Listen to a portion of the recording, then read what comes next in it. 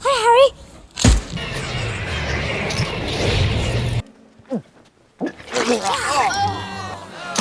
Wow. ये ले photo खींचेगा ना? ले खींच खींच खींच फोटो खींच। क्या बात है? ये लाइट नहीं जा। क्या आइए लाइट दूं तेरे को?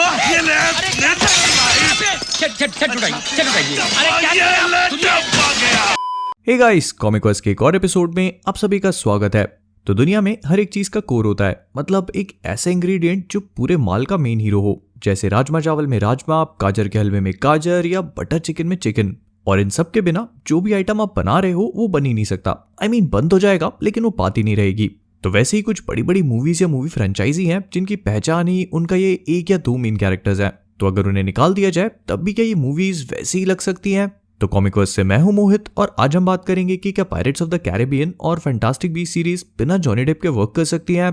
तो बिना किसी के मुंह का स्वाद छीने चलिए शुरू करते हैं।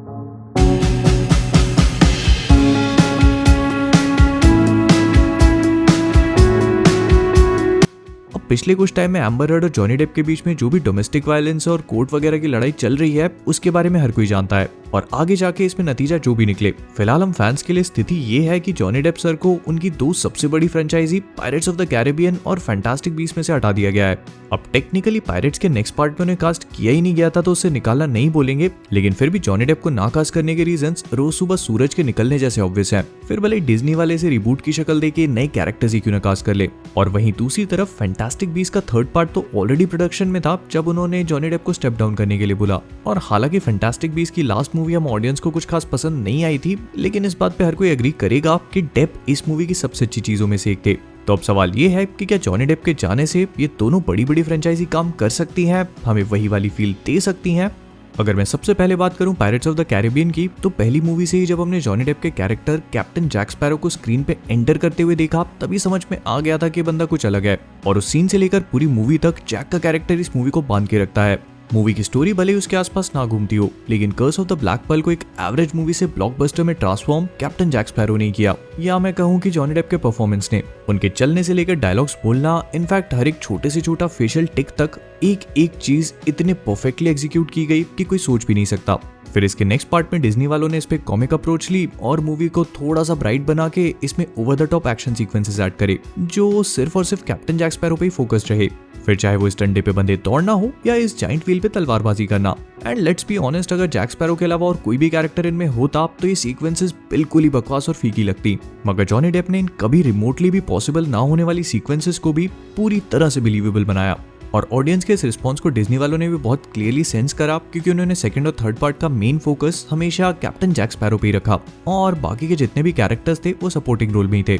आप इसी बात से अंदाजा लगा लो कि एट वर्ल्ड्स एंड में इतनी बड़ी स्टोरी को एक साथ लाना था, लेकिन लगभग 8 से 10 मिनट बस जैक स्पैरो को अपने आप से बहस करते दिखाया। मैं कंप्लेंट नहीं कर रहा, बस कैरेक्टर का इंपॉर्टेंस बता रहा हूँ।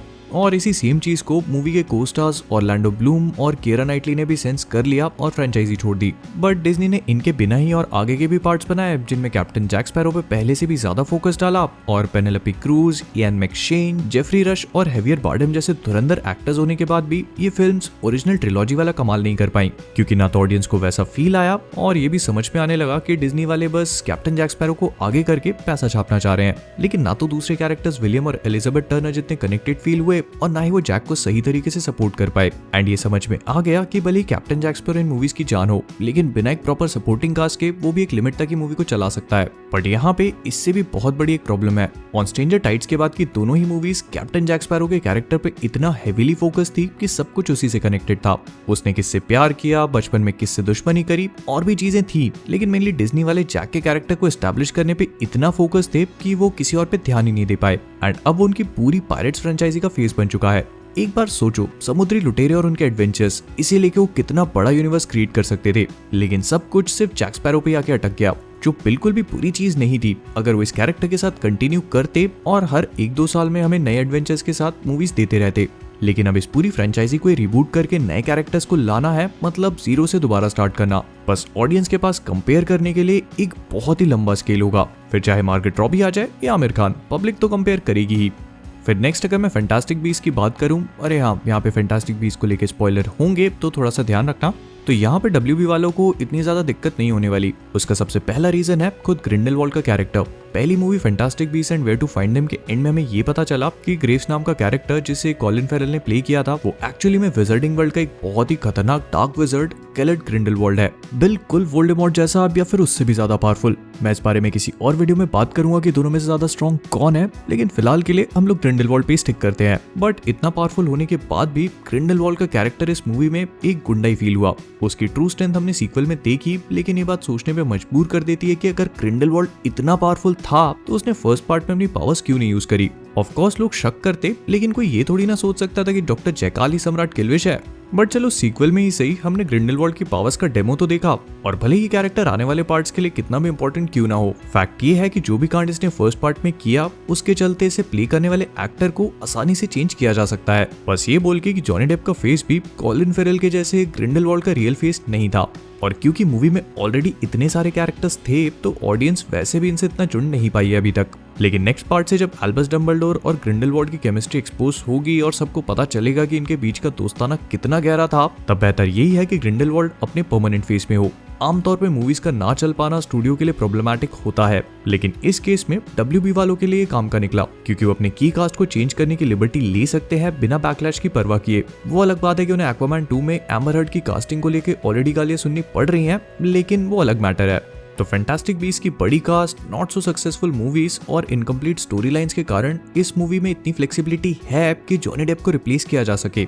ऑल्दो ऐसा नहीं है कि ऑडियंस को इससे बिल्कुल भी फर्क नहीं पड़ेगा। एक बहुत ही मेजर पोर्शन था जो जॉनी डेप को इस रोल में देखना चाहता था, और इसमें वो फिट भी हो रहे थे, लेकिन सर्कमस्टांसेस के चलते लोग अभी इस फैक्ट को एक्सेप्ट कर सकते हैं कि वो इस रोल में नहीं है, बाद में शायद नहीं कर पाते। तो कुल मिला के जॉनी डेप का फैंटास्टिक बीस्ट से हटना तो फिर भी ऑडियंस टॉलरेट कर लेगी और कुछ खास असर नहीं पड़ेगा इसके रिसेप्शन पे, लेकिन पायरेट्स का तो एग्जिस्टेंस ही जॉनी डेप के कारण था। और भले डिज्नी वाले से कितनी भी बार रिबूट कर ले, इस बात के चांसेस बहुत ही कम है कि ये सीरीज अब कभी भी कैप्टन जैक स्पैरो की शैडो से बाहर निकल पाएगी, और इसके मेन या फिर सेंट्रल कैरेक्टर को हमेशा ही जैक से कंपेयर किया जाएगा, फिर चाहे वो कितना भी धांसू क्यों ना हो। जॉनी डेप का परफॉर्मेंस ही इतना एपिक लेवल का था कि कोई इसे मैच कर ही नहीं सकता। तो मार्गेट रॉबी अगर ये करने का फैसला ले रही है तो मेरी तरफ से उनको all the best. And with that being said, हम लोग इस वीडियो को यहीं पर रैप अप करेंगे। अगर आप सभी को वीडियो पसंद आया हो तो प्लीज इस वीडियो को लाइक और शेयर करना मत भूलिएगा। फिर इसके बाद अगर आप सभी लोग कॉमिकवर्स पे नए हैं और वो नीचे वाला बटन रेड दिख रहा है तो उस पर टच करिए और उसे ग्रे बना दीजिए, और नोटिफिकेशन बेल को भी मत भूलिएगा। मैं हर वीडियो में बोलता हूँ, फिर भी 70% लोग ऐसा नहीं करते हैं, तो प्लीज ऐसा मत करो गाइस, मतलब ऐसा कर दो गाइस। और जब ये कर लिया तो फेसबुक, इंस्टाग्राम, ट्विटर और हमारे दूसरे चैनल पे भी फॉलो कर लो। मैं ऑलमोस्ट डेली लाइव आता हूँ वहाँ पे और कुछ ना कुछ खेलता रहता हूँ। और इंस्टाग्राम पे भी हम लोग बहुत जल्दी 10,000 फॉलोअर्स पहुंचने वाले हैं, तो जल्दी से वहां भी फॉलो कर लो। सारी की सारी लिंक्स डिस्क्रिप्शन में है। एंड अगर आप सभी लोगों ने कॉमिकवर्स का क्लोथिंग ब्रांड चेकआउट नहीं किया है तो जाके अभी देख लो, बहुत ही अच्छी और एपिक लेवल की रिफ्लेक्टर टी शर्ट्स मिल जाएंगे आपको। और डिस्काउंट के लिए मोहितवर्स कूपन कोड यूज करना मत भूलना। और हमारी आज की मूवी रिकमेंडेशन है डाई हार्ड सीरीज और सीरीज है 100। तो इन सब चीजों के बाद जाने से पहले कॉमिकवर्स से मैं हूं मोहित, और आप सभी लोग stay safe, stay inside and as always keeping awesome.